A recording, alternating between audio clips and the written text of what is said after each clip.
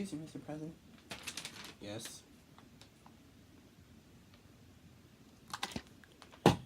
What? An economic depression? Trillions of dollars lost? Over 50% unemployed?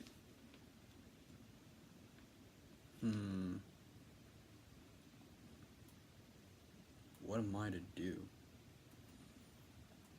It's 1929.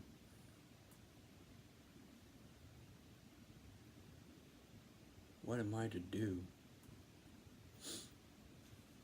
There's nothing I can do. Hello everyone, and welcome to today's episode of Facts About the Presidents of the United States. Yeah, I'm pretty sure you guys understand what time period I'm talking about in today's episode. Today we're talking about Herbert Hoover, who was a Republican from 1929 to 1933. So, just like last episode, this episode is going to be pretty long. We have 9 facts about him, so yeah. It's going to be real long. I don't want to take longer than 5 minutes, so we're just going to jump right into it, even though we're already over a minute and a half in. Because my intro was like almost a minute long, because of how I made it to be. Anyways, number 1. He is the first president to be born west of the Mississippi River. Yeah, I do believe he was born in California. Not sure about that. Don't quote me on that. I'll let you know if I'm right in tomorrow's episode on FDR. Oh, spoilers! I know, I'm so spoiled. Number 2. He signed the congressional resolution that made the Star-Spangled Banner the national anthem of the United States. Yep. You know, the "Oh Say Can You See"?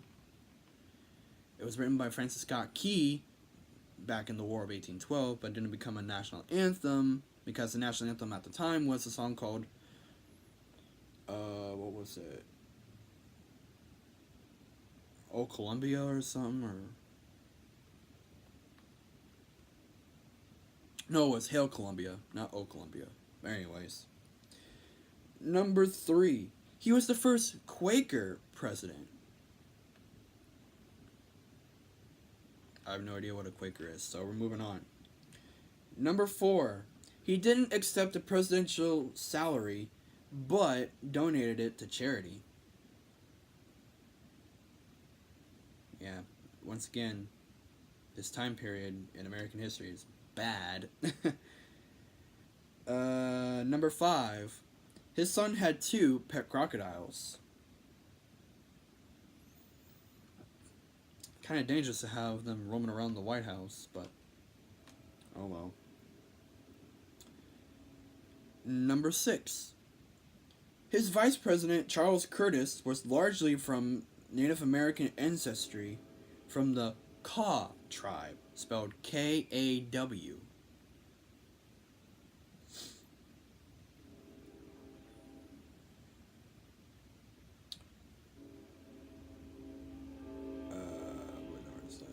Number 7.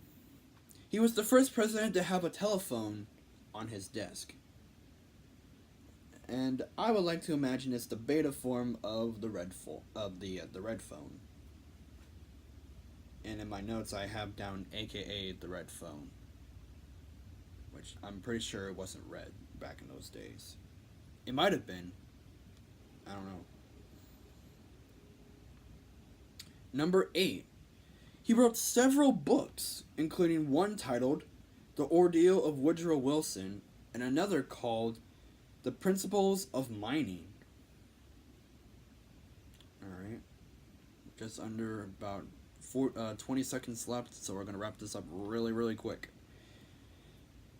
And lastly, number 9. His middle name was Clark. Yep.